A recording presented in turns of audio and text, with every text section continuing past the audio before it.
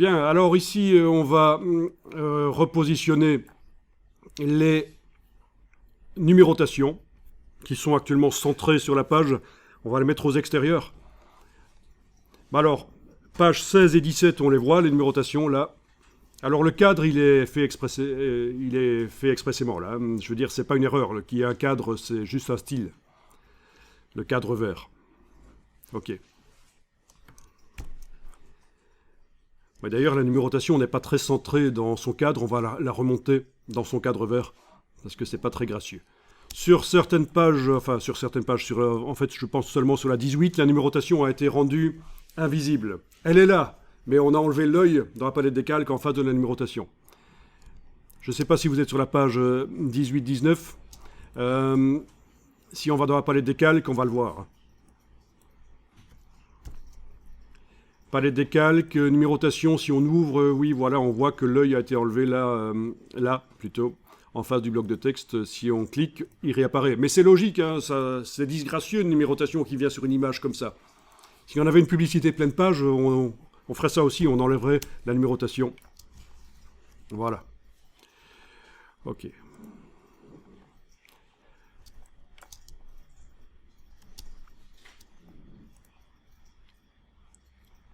Alors. Ouais. Donc ce qu'on va faire, c'est qu'on va aller travailler sur là où se trouve la numérotation. C'est-à-dire, elle démarre du gabarit qui est en quelque sorte le grand-parent. Ce sont des gabarits en cascade. Il y a différents niveaux. On a le A qui est le gabarit de base, vraiment, qui a servi à faire cette grille modulaire très simple, vraiment très basique, ce système de grille. Puis on a le B et le C qui, comme on le voit ici, sont les enfants du A. Puis on a le D qui est l'enfant du B et du C. Aussi, on a le E qui est l'enfant du B. Voilà, donc on a 3 niveaux. On a en quelque sorte les grands-parents, les parents et les enfants. Donc la numérotation, elle est en fait dans le gabarit A. Donc vous allez double-cliquer dans la palette des pages sur le gabarit A.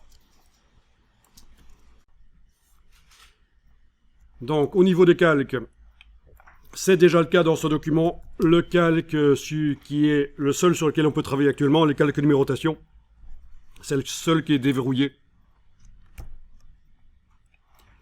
Ok, alors ici on voit déjà que la balise de numérotation automatique est un peu bas dans le cadre, elle n'est pas très centrée. Ça pourrait être un style, mais je trouve pas ça génial. Alors au sujet de la balise en question, c'est pas une lettre A majuscule. Elle a été insérée en faisant un clic droit, insérer un caractère spécial, marque, numéro de page active. Donc c'est une balise de numérotation, pour ceux qui ne se souviendraient pas. Bien.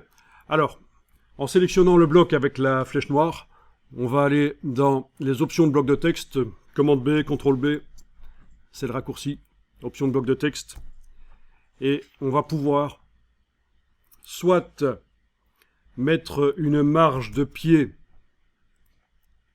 en bas du bloc, pour remonter ça. Évidemment, le bloc étant minuscule, il fait 7 mm de haut, je pense. Il faut y aller mollo, hein. Vous pouvez indiquer évidemment des valeurs demi-millimètre, etc. Mais je vais faire peut-être autrement aussi. Je vais laisser peut-être les marges à 0. D'abord, pour faire la marge de pied, je ne l'ai pas dit, mais vous avez vu que j'ai dû casser la chaîne pour ne faire que sur le pied. Et cas aperçu pour voir ce que ça donne, bien sûr. Mais donc là, je garde la chaîne qui oblige InDesign à mettre les mêmes valeurs dans les 4 marges.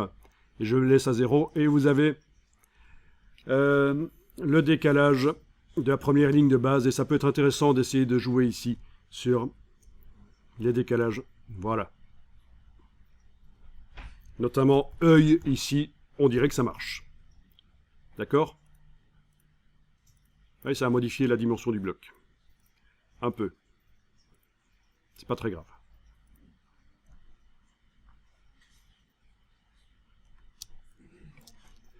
Voilà.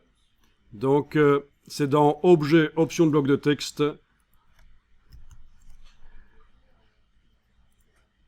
Première ligne de base, œil. Je suppose que chez vous, ça fonctionne aussi. Pas de problème. Alors ici, j'ai juste tapé typographie œil. Ah tiens, j'ai fait une faute typographique en tapant typographie œil. Bon, c'est pas grave. Normalement, c'était un O et un E collés. Mais enfin, malgré tout, j'ai tapé ça dans Google, voilà.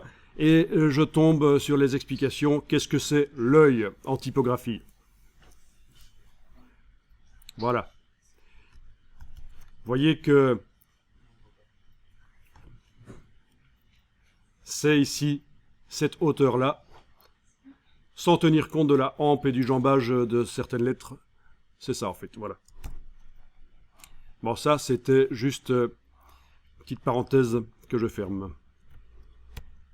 Alors, voyons un peu, on a fait ça sur quelle page? Sur la page de gauche.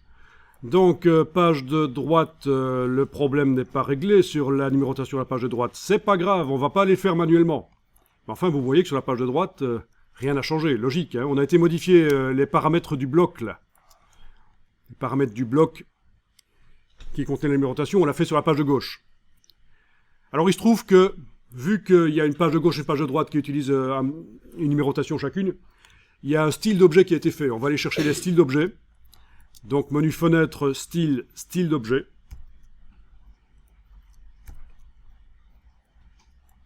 Voilà. Et le style pour cet objet-là, ce cadre numérotation, il s'appelle bloc numérotation, c'est le nom qu'on lui a donné. Et on voit le petit signe plus.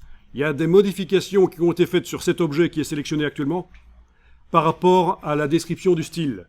Et d'ailleurs, quand on survole, on a l'infobulle qui indique quelles sont ces modifications. Donc, ligne de base de bloc de texte, voilà. Donc ce qu'on va faire, c'est qu'on va mettre à jour le style en fonction des modifications qu'on a fait sur un des objets qui utilise ce style. Et donc le petit signe plus qui indique que c'est pas synchronisé entre le style et l'objet, qu'il ne montre pas la même chose, ben, il va disparaître ce petit signe plus. Pour faire ça, vous devez aller dans le menu ici de la palette style d'objet et demander redéfinir le style. Redéfinir le style, voilà. Donc rien ne change ici. Ce qui change, c'est dans la description, dans le style. Dans le style, quelque part, vous avez le décalage qui est indiqué. Option générale, le bloc de texte. C'est pas là. Ligne de base de bloc de texte, voilà, c'est là. Donc logiquement, sur la page de droite, qui utilise aussi ce style, ça devrait être modifié maintenant. Ah, c'est modifié chez moi. Chez vous, c'est pas modifié? Ah oui, mais rien n'a changé, puisque ce qu'on vient de faire, c'est juste dire, tiens, on prend les modifications qu'on a faites sur le bloc de la page de gauche, et on s'en sert pour modifier la définition du style. Une fois que le style est modifié, ça se répercute sur le bloc de la page de droite. C'est le principe du style. C'est très intéressant parce que ça fonctionne aussi comme ça pour les styles de paragraphes, de caractères, de cellules de tableaux. Donc, c'est intéressant ce petit signe plus qui apparaît parfois dans la palette des styles et cette option redéfinir le style. Oui, parce que si vous ne connaissez pas ça, vous êtes obligé de double-cliquer sur le style et puis d'aller modifier les choses manuellement. Déjà, ça se présente différemment que dans les palettes, c'est pas toujours évident. Et puis, voilà, c'est... Et même les noms ici, parfois, il n'y a pas juste que ceci, mais voilà, tout ça, il y a des noms qui peuvent changer par rapport à ce qu'on trouve dans les palettes. Il y a des icônes dans les palettes qui se retrouvent sous forme de texte dans la modification du style. Donc c'est compliqué. Donc pour se faciliter la tâche, quand on est débutant dans InDesign, ça peut être facile de modifier un objet ou un texte et de faire en sorte que ça se répercute sur le style et donc par conséquent sur tout ce qui utilise ailleurs dans le document ce style-là.